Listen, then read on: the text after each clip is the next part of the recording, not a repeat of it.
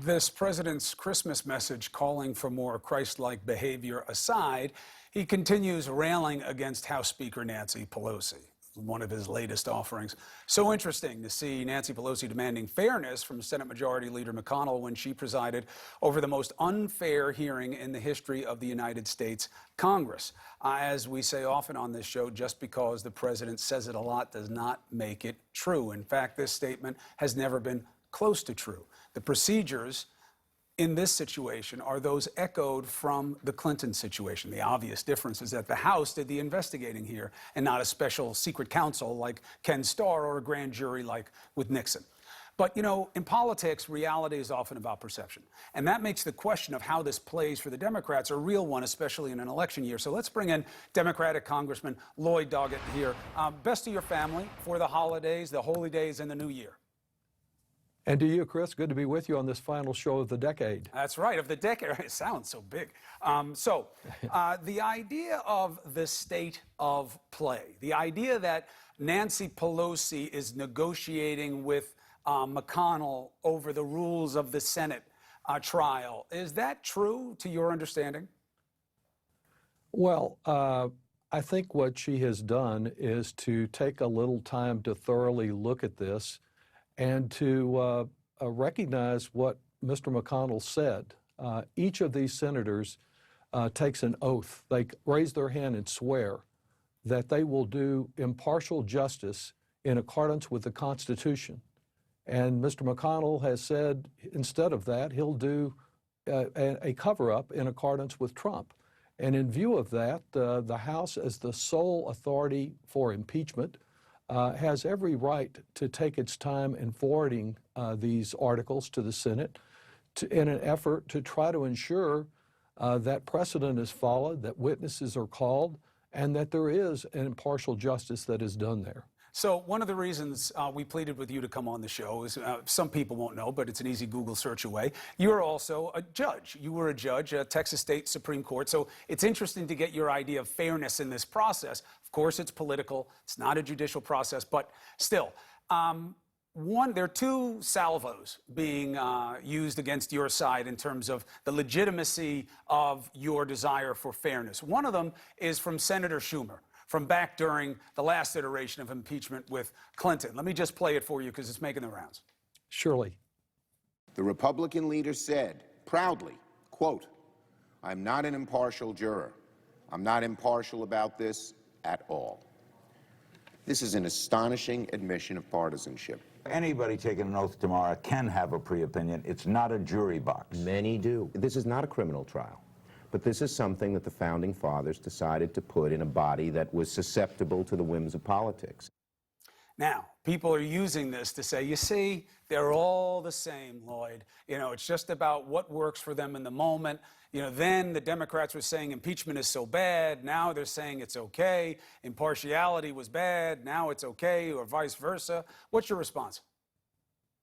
Well, I think there are inconsistencies on both sides, but it's important to look at the precedent that was set by the Clinton trial. Majority Leader, Republican Majority Leader Lott and Minority Leader Daschle agreed on the process by which the Senate would proceed. It was approved unanimously by the Senate, not with the Republicans saying we'll have it all our way. Fair point. Second, and even more important, is the fact that witnesses were summoned, not the 40 witnesses that testified in the impeachment trial of Andrew Johnson, but 3 witnesses, and it was Senator Lott who said that he wanted it done by deposition rather than live testimony. So those are the precedents that I think are really significant here. Certainly, these senators will come with their own views, right. But it's critical that they comply with the oath and attempt to engage in impartial justice, and they cannot do that if this is the first trial in American history of impeachment where there are no witnesses even summoned. One wonders what is the purpose of the gathering, perhaps just to hear another round of inconsistent speeches. You would think that this president, if he really made a perfect call, would want people, all the president's men, to come there and testify about the level of his perfection. That is the Instead, weakness. of course, That is the weakness of the argument, which is if everything was Yes. good and everybody can defend him and excuse him and exonerate him, why is he keeping them from testifying? All right, but then we bounce back to the idea of what is being asked for versus what is being offered on the Democrats. So you brought up the issue of witnesses. It's the perfect pivot. Former VP Joe Biden, obviously now running for the Democratic nomination in 2020 for president, he was asked about, well, what if you're called? You know, because that's one of the horse trading arguments here. The Democrats are going to have to give if they want to get anybody. They don't have the numbers. Here's what he said. Do you stand by your earlier statements that you wouldn't comply if you were subpoenaed to testify in an impeachment trial before the Senate? Correct. And the reason I wouldn't is because it's all designed to deal with Trump doing what he's done his whole life, trying to take the focus off him. The grounds for them to call me would be overwhelmingly specious. Let's say I voluntarily just said, let me go make my case. What are you going to cover? You guys, instead of focusing, you're going to cover for 3 weeks anything I said. And he's going to get away. First, Your Honor, the idea of what Joe Biden is arguing here is exactly what you just impeached the president for. His feelings about the subpoena process and congressional oversight made him feel like not complying because he didn't like why you were asking. How is that any different than what Joe Biden is saying? well, it's significantly different. First, I think that Joe Biden or anyone else would be subject to subpoena power and could be compelled to come to this proceeding. But there's nothing that Joe Biden or any of the other witnesses Republicans have talked about have to say about what the president is being impeached for. The only purpose of bringing them is for distraction, urged by the master of distraction, Donald Trump. But why? If their argument is you can't say the president had corrupt intent, which you would need for abuse or any type of what we call in the law scienter, some kind of malice aforethought. He didn't have it because he has a legitimate belief that Biden raises significant issues, that Ukraine and the servers, I think that's a weaker argument, raises issues. So we want to put on testimony to prove that there's something there.